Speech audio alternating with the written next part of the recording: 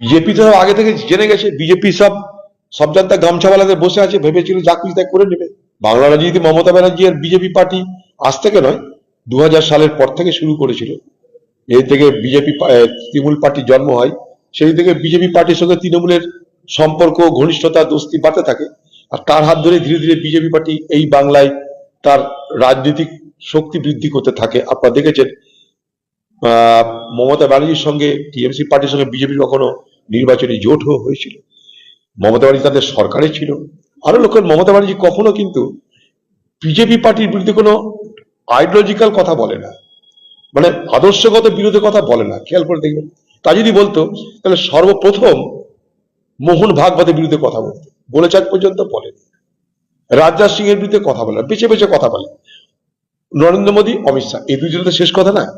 BJP পার্টির আইডিওলজির বিরুদ্ধে কিন্তু মমতা ব্যানার্জি কোনদিন কোনো কথা বলেনি, খেয়াল করে দেখবেন। বরং উল্টো বলেছে যে আরএসএস এর সবাই কিন্তু খারাপ না। আপনাদের কলকাতাতে মঞ্চে দাঁড়িয়ে বলেছে। এই মমতা ব্যানার্জি 2003 সালে আরএসএস এর যে সর্বভারতীয় সম্মেলন হয়েছিল দিল্লিতে, সেখানে দাঁড়িয়ে সে বক্তৃতা দিয়েছে এবং সেখানে বলেছে যে আরএসএস এর সঙ্গে আমার কোনো বৈরতা নেই, আরএসএস দেশের একটা বড় শক্তি।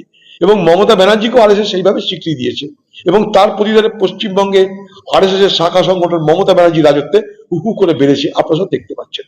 তাই এই নাটকগুলো করতে করতে কিন্তু মমতা ব্যানার্জি এখন নাটকের জালে নিজেই ফেঁসেছে। এখন মমতা ব্যানার্জির ছেড়ে দেওয়া কেজে বাঁচি অবস্থা হয়ে গেছে। মমতা ব্যানার্জির আর কোনো নিয়ন্ত্রণ নেই পশ্চিমবঙ্গের উপরে, ছেড়ে দেমা কেঁদে বাঁচি অবস্থা হয়ে গেছে, আমি এটা বলতে পারি। না, আমার যে অবজারভেশন তাতে বলছি। এখানকার প্রচুর ধর্মপ্রাণ মানুষ কিন্তু গেছিল, তারা এসব জানে না। যারা মাথায় ইট নিয়ে যেতে পারে তাদের কাছে এসব গল্প খাটে না। পকেট থেকে পয়সা দিয়ে নতুন ইট কিনে নিয়ে সেখানটায় গেছে, তাদের ধর্মীয় আবেগটাকেও কিন্তু বোঝার চেষ্টা করতে হবে। এটাকে, ওটা তো অন্য ব্যাপার। মমতা ব্যানার্জির চালাকি মমতা ব্যানার্জির চালাকি, বিজেপির চালাকি বিজেপির চালাকি।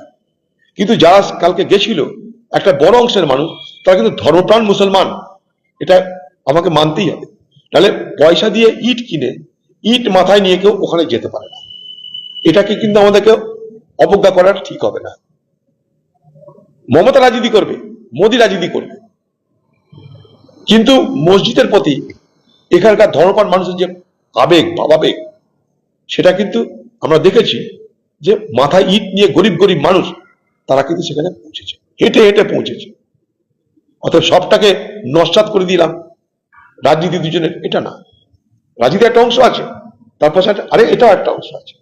এদেরকে ব্যবহার করা হবে কি হবে না ভবিষ্যৎ বলবে, এদেরকে কিভাবে ব্যবহার করা হবে এটা ভবিষ্যৎ বলবে। কিন্তু আজকে দিনে আমি দাঁড়িয়ে বলতে পারি যে একটা বড় অংশের মানুষ, সবারই কথা বলছি না, একটা বড় অংশের মানুষ ধর্মীয় আবেগে প্রভাবিত হয়ে তারা ধর্মীয় কর্ম করতে সেখানটায় গেছে এই মানসিকতা নিয়ে যে আমরা একটা ভালো কাজ করতে যাচ্ছি। এটাকে কিন্তু বুঝতে হবে আমাদেরকে। ভোটের বাজার সবকিছু হতে পারে, গীতা পাঠ হতে পারে, গীতা পাঠের বিরোধিতা হতে পারে, অনেক কিছু হতে পারে, করতেই পারে। আসাদুদ্দিন মাঝি তো বসেই আছে, বিহারে নির্বাচন করেছে, বিহারে নির্বাচন করে বিজেপি পার্টির উপকার করে দিয়েছে, বিজেপি পার্টির হাত শক্ত করে দিয়েছে, ধর্মনিরপেক্ষ শক্তিকে দুর্বল করে দিয়েছে। এটা আসাদুদ্দিন ওয়াইসি করে, তাকে তাই ভোট কাটুয়া বলা হয়। ভারতবর্ষে তার পরিচয় ভোট কাটুয়া, এবং তার পাশাপাশি বলা হয় বিজেপি ফান্ডেড ভোট কাটুয়া। এখন এটা নিয়ে বলার তো কিছু নেই, কেউ গীতা পাঠ করবে, আমি তো বলতে পারি না গীতা পাঠ করা যাবে না। কোথাও মসজিদ নির্মাণ হবে, আমি তো বলতে পারি যে মসজিদ নির্মাণ করা যাবে না। মসজিদ নির্মাণ করার অধিকার আছে, গীতা পাঠের অধিকার আছে। এছাড়াও বাংলায় আরো মানুষের অনেক কথা আছে, সেগুলোকেও গুরুত্ব দেওয়া উচিত, এটাই আমি মনে করি। সে রাজ্যের হোক কেন্দ্রের হোক, আমাদের পশ্চিমবঙ্গ পিছিয়ে যাচ্ছে ক্রমশ। আমরা আজকে প্রায় আর্থিক জালে ফেসে গেছি, আমরা আর্থিক জালের মধ্যে সারা পশ্চিমবঙ্গ আজ নিমজ্জিত। সেগুলো নিয়ে কোনো ভাবনা চিন্তা নেই। নিশ্চয়ই কাউরির মন্দির করার, কাউরির গীতা পাঠ করার, কাউরির মসজিদ করার অধিকার আছে, সেগুলো একটা শুভ মানসিকতা থেকে করলে আরো বেশি ভালো হয়। কারণ বাতাবরণটা যেন ঠিক সৌহার্দ্যের হচ্ছে না বলে আমি মনে করছি। এটা শুধু মুর্শিদাবাদ নয়, সারা বাংলাতেই সৌহার্দ্যের সম্প্রীতির বাতাবরণটা বজায় রাখা জরুরি।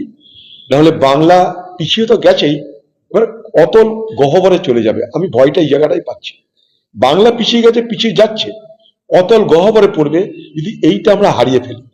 ঠিক একইভাবে দেশের ক্ষেত্রেও তাই, সাম্প্রদায়িক সম্প্রীতি, সৌহার্দ্যের বাতাবরণ, দেখুন আমরা যে যাই করি না কেন, নিজেদের সমাজের মধ্যে, নিজেদের রাজ্যের মধ্যে, নিজেদের দেশের মধ্যে যদি আমরা একে অপরের বন্ধু হতে না পারি, তাহলে বিদেশি শক্তিরা আরো বেশি শক্তিশালী হয়। যারা ভারতবর্ষকে ভালো নজরে দেখে না, যারা ভারতবর্ষের ক্ষতি চায়, দুর্বল চায়, তাদের হাতটা আরো শক্ত হয়। অতএব দায়িত্ব কিন্তু সকলের, এ দেশকে সুস্থ সবল স্বাভাবিক রাখা। বিজেপি তো আগে থেকে জেনে গেছে, বিজেপি সব জানতা গামছাওয়ালাদের বসে আছে, ভেবেছিল যা খুশি তাই করে। এখানকার মানুষ সতর্ক হয়ে গেছে, তাই পারছে না। 50 লোকের আরো বেশি হতে পারে, আমাকে অস্বীকার করছে না। কিন্তু নির্বাচন কমিশন বলার আগে বিজেপি নেতা কি করে বলে? প্রশ্ন আমার এই জায়গাটায়। নির্বাচন কমিশন এসআইআর করাচ্ছে, এসআইআর কত লোক বাদ গেল, কত লোক ঢুকলো, এতে এসআইআর নির্বাচন কমিশন বলবে। সেটা বিজেপি নেতারা ফোরকাস্ট করছে কি করে? তাহলে কি বিজেপি নেতারা বলে দিয়েছে, ম্যান্ডেট দিয়ে দিয়েছে যে তোমাকে এতটা বাতিল করতে হবে ভোট, এতটা ভোট তোমাকে কমাতে হবে? এই কথা রাহুল গান্ধী বলছে বরাবর। রাহুল গান্ধী ঠিক এই জায়গাটাই বলতে চাইছে যে বিজেপি পার্টির নির্দেশে নির্বাচন কমিশন ভারতবর্ষে তারা কিন্তু এই ভোটার লিস্টে তারা নানা রকম ভাবে দুর্নীতি করে মানুষের ভোটের অধিকার কেড়ে নিতে চাইছে। ডিসএনফ্র্যাঞ্চাইজমেন্ট, অর্থাৎ মানুষের ভোটের অধিকার থেকে বঞ্চিত করতে চাইছে ভারতবর্ষের নির্বাচন কমিশন। কেন? বিজেপির নির্দেশে। বিহারে তারা পেরেছিল অনেক বেশি, আরো তাদের লক্ষ্য ছিল বেশি, কারণ বিহারের সরকারটা ছিল বিজেপি পার্টি। কিন্তু আরো তাদের যে লক্ষ্য ছিল 1.5 থেকে 2 কোটি, সেটা তারা পারেনি। তার কারণ সেখানটায় বিজেপির বিরুদ্ধে যে সমস্ত দল নির্বাচন করেছে তাদের তরফ থেকে, এবং বিশেষ করে রাহুল গান্ধীর ভোটার অধিকার যাত্রা এবং এক পর্যায়ক্রমে প্রচার এবং সমস্ত তথ্য দিয়ে, হরিয়ানা থেকে আরম্ভ করে মহারাষ্ট্র থেকে আরম্ভ করে সমস্ত তথ্য দিয়ে যেভাবে মানুষের কাছে এই ভোট চুরির কথাটা পরিবেশিত হয়েছিল, তাতে মানুষ কিন্তু বুঝেছিল যে নিজেরা সতর্ক না হলে ভোটার লিস্ট থেকে নাম কাটা যাবে। এবং আমি আবার বলছি, টার্গেট যদিও মুসলমানকে করছে তারা, কিন্তু সেটা ঠিক নয়। মুসলমানের ভোটার লিস্টে নাম কাটবার চেষ্টা করলেও তারা অনেক বেশি প্রিপেয়ার্ড পেপারপত্র নিয়ে এই বাংলায়, বিহারে কিছু জানি না, এই বাংলায় মুসলমান সম্প্রদায়ের মানুষ পেপার পত্র নিয়ে অনেক বেশি প্রস্তুত, কারণ তারা জানে এই টার্গেট করবে তাদেরকে ভোটার অধিকার কেড়ে নেওয়া। বিপদে পড়বে এই পশ্চিমবঙ্গের প্রান্তিক, গরিব, দলিত, শিডিউল কাস্ট মানুষেরা, যাদের অভাব আছে, যাদের কর্মের জন্য এখানে সেখানে দৌড়ে বেড়াতে হয়, যারা অতটা প্রভাবশালী নয়, তাদের কিন্তু বিপদ হবে। যারা মনে করেছে এই তো আমাদেরই দেশ, এখানে আর কি হবে, তাদের কিন্তু বিপদ হবে। যাদেরকে বুঝিয়েছে বিজেপি এটা তোমাদের দেশ, তাদের কিন্তু বিপদ বেশি হতে পারে বলে আমার সন্দেহ এবং আমার আশঙ্কা। হ্যাঁ, সাধারণ মানুষের কার বিপদ হবে জানি না, সাধারণ মানুষের বিপদ মানে বিপদ। আমি কে বলতে হবে কটা তার মধ্যে বিজেপির ভোট ছিল, কটা টিএমসির ভোট ছিল। তবে এটা আমি দেখেছি মতুয়া সম্প্রদায়ের মানুষের মধ্যে একটা আশঙ্কা আছে, যা বলেছিল বিজেপি সেটা করতে পারছে না, সেটা তারাই বলছে। তারা আমাকে ডেকেছিল, আমি গেছিলাম, আবার যাবো তাদের কাছে। এটা কিন্তু একটা চলছে বাংলায়। লক্ষ লক্ষ আছে এখানকার পরিযায়ী শ্রমিক, লক্ষ লক্ষ। তারা কি দুরবস্থার মধ্যে আছে আমি নিজে গিয়ে দেখেছি, মুখ্যমন্ত্রী যাবেন না, কি দুরবস্থার মধ্যে আছে সোনালী বিবিকে দেখে শিখুন। তাদের জন্য কি কারো মাথা ব্যথা আছে? তাদের জন্য কি একটা আন্দোলন হয়েছে? তাদের জন্য কি রাজ্য কোনো মাথা ব্যথা করেছে কোনোদিন?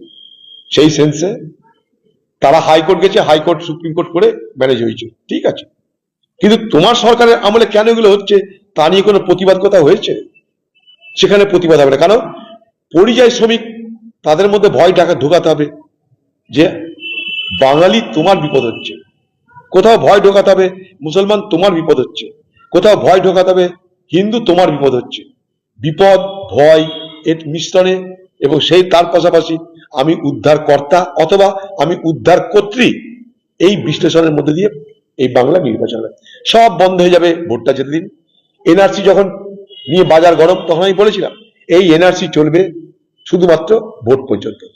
দিদির হঠাৎ করে পা ভেঙে গেল ভোট করতে গিয়ে, আমি বলেছিলাম দিদির পা ভাঙাটা ঠিক হয়ে যাবে, সুস্থ হয়ে যাবে দিদি, দিদি গড় গড় করে হাঁটতে আরম্ভ করবে, ভোটের রেজাল্টটা বার হওয়ার দিন।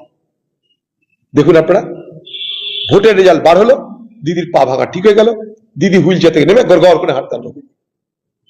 এনআরসি হয়ে গেল, দিদি ভ্যানিটি ব্যাগ নিয়ে চলে গেল কলকাতা, মোদি ঝোলালি চলে গেল দিল্লি, হয়ে গেল এনআরসি।